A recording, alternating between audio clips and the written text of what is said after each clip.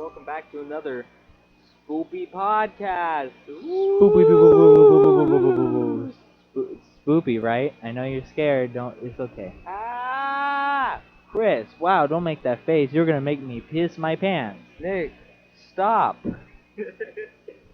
Hey guys, so we've got a short presentation for you tonight. We were working hard and we were working fast, and we made this pretty interesting podcast. Yep, that's what we did. Okay, he didn't like my rhyme. That's fine. But we made like a little mini radio play for you guys, just a short story. We thought you might enjoy. That's gonna be coming up, soon or whatever. Yeah, but first, Nick, let's talk about Halloween real quick. What are you gonna be for Halloween? Well, for Halloween, I'm probably gonna be either a drag queen or I don't know. I was thinking maybe Barack Hussein Obama. That would look nice with my Donald Trump costume. But Chris, who was it that you said you wanted to be? I wanted to be the guy from the debate. Chris, which guy? The one with the sweater and the mustache and the glasses. Oh, the one that asked about the environment? Yeah. Yeah, he's probably the best guy to be because he actually cares about the environment. He's like Bill Nye the Science Guy, but with a mustache. I never cared enough to actually learn his name, so if you know his name, drop it in the comments down below. But Chris, isn't it bleep? Yeah, it is. Oh, wow, but just in case you guys don't know, you should probably put it in the comments just in case. Ooh, put it in there. I see ya. You're not typing. What are you doing? What the hell, why aren't you typing? Chris, I'm holding you back. Get out of here. Chris, I'm holding you back. Stop. Chris, calm down. Chris, calm down. Anyways, what's that guy's name? Kurt Cobain. Black Jesus. Yep. I'm pretty sure it was that last one. It was one of the 5. So, anyways, guys, we now have for you a future to believe in. And a new world order. Yep, pretty much. I don't know why we're talking so long. I'm pretty sure you just want to hear the short presentation. But Nick, it's all about suspense. Bum bum bum bum bum bum bum bum. A little bit of information about suspense. I bet you guys did not know that Alfred Hitchcock invented suspense. True story. Suspense is not part of everyday life. It's just only part of movies and stuff. Yeah, like suspense doesn't really exist, and it never existed ever until Alfred Hitchcock put it in movies. Yeah, like, so when your wife is having a baby and you're sitting there getting ready to, like, find out the gender of the baby, or, like, getting ready to oppose a gender upon the baby, then that's not suspense. That's just waiting. Yep. Thanks for the input, Chris. Guys, we're sharing one mic. That's probably why this sounds so weird. We're just kind of pressing our faces together. Just let you know, As it's, we talk. I regret doing that. I'm uncomfortable. your face is warm. Chris, your face is fuzzy. God, I think I'm gonna gag. Okay. Why you gagging? So, guys, background thing about the short story. I wrote it. It's pretty fucking bad. Oh, I cussed. I'm sorry, but that just tells you how I feel. Nick, you're stupid. Hey, my bad. But please don't hate, and just keep in mind that this is getting better, and we want it to be better.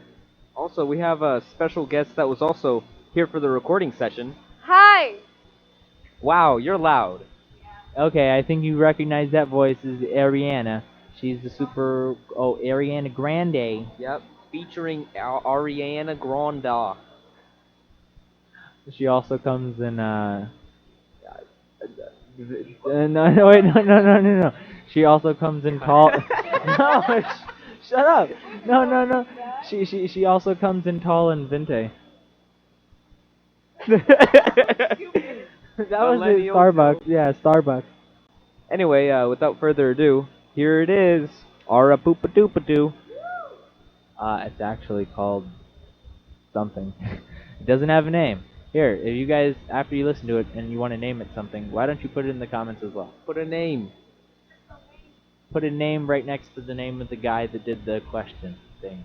Ooh, ooh, ooh, ooh, ooh, ooh, ooh, ooh, ooh, ooh. Ah.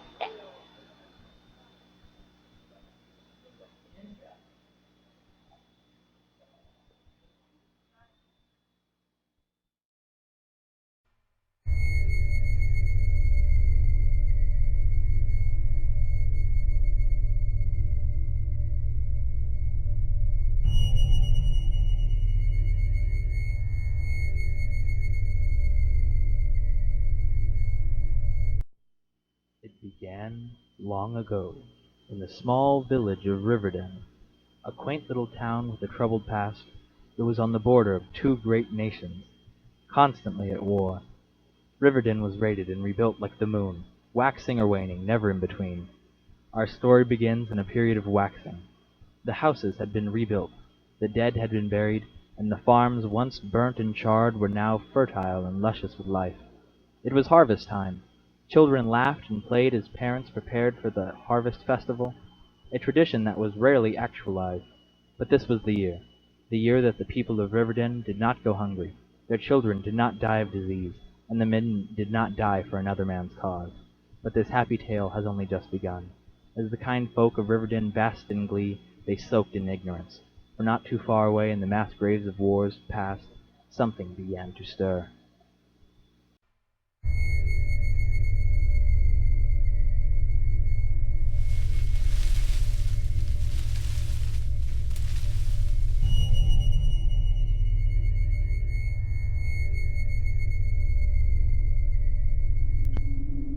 Arthur! Arthur, where are you? Here I am, Daddy. Son, I have enough bugs already. I don't need any more. I'm sorry, Daddy. It's just that there was a butterfly and I wanted to catch it for you. Why don't you come back to town and play with the other children while I prepare for the festival tonight? But, Daddy, I don't like the other children. They're mean to me. Well, I doubt they're mean on purpose. They probably just don't understand you. I bet if you try to be their friend, then all of them will get along just fine. Can you promise me that? Will you at least try? Okay, Daddy, I'll try. But if they're mean to me, can I come help you? Of course you can, Arthur. Hugo and his son Arthur return to Riverdon, where they are met by Hugo's best friend, Ashton. Arthur runs off to play with the other children, as Hugo speaks with Ashton.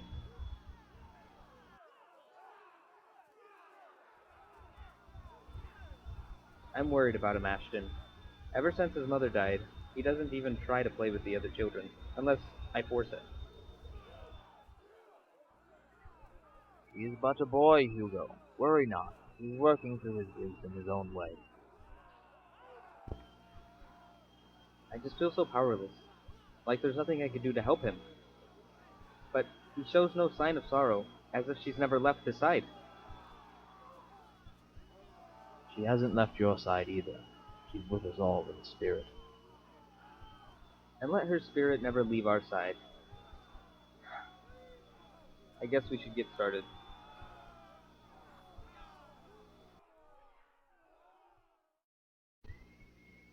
Hours pass as Hugo and Ashton finish preparing for the festival.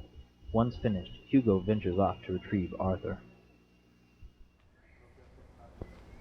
Arthur, are you ready to come home before the festival? Excuse me, have you seen my son Arthur? No, sir, I haven't seen him. Thank you, young man. Now go along and play. Hugo begins searching through the small village for Arthur. He looks high and low, and he begins to worry that Arthur might have gone back into the wood. Then, with one last hope, he opens the box in front of him, only to be met with, Hi, Daddy. Arthur! By damn, you scared me. What did I tell you about running off? I didn't run off. We were playing hide and seek. Now you must let somebody know. Now let's hurry, before the festival begins. Hugo and Arthur return to the festival to find that it has already begun. Lanterns line the path. Music plays loud from a stage in the center of town. As the mandolin twangs with a vivacious rhythm, Arthur's young eyes are aglow. He's fascinated with everything around him. He runs to the square and dances with the townfolk. Arthur, don't run off! Ha! That boy will be the death of me. Hugo goes to a vendor and gets food for Arthur and himself. As he returns, he finds that Arthur is missing once more, but he sees a shadow curve around his house. He runs to catch up, thinking Arthur has forgotten something at home. As he turns the corner, he notices bushes on the edge of the forest shake. He runs in, shouting Arthur's name. Arthur! Arthur! As he draws nearer, he sees a clearing. He enters cautiously, knowing that this is where the dead are buried. He enters to see a distorted form of what was once his wife, soulless and devoid of all life. Like a grotesque beast from the ninth ring of hell, tentacles hang from what was once her mouth. Arthur is hanging from her long bony hand. From a slimy maw, Hugo hears the voice of his wife. Come, my sweet. Join me. We can be together. You're not my wife, you demon! You're not Sarah! As the beast screeches, Hugo watches in horror as Arthur is pulled up by his ankles, dangling in the beast's hands. He begins to scream. Daddy! Daddy, help me! Hugo is helpless as the demon slowly begins to pull the young boy's legs apart. The cracking of bones is heard as Arthur's pelvis splits in two like a wishbone. His spine dangles from his right side. Blood spews out as his shoulder and left side of his body slowly detach from his sternum and collarbone. Hugo is on his knees, mouth agape, speechless. Only after the deed is done is he able to let out a weak cry. Arthur! Arthur!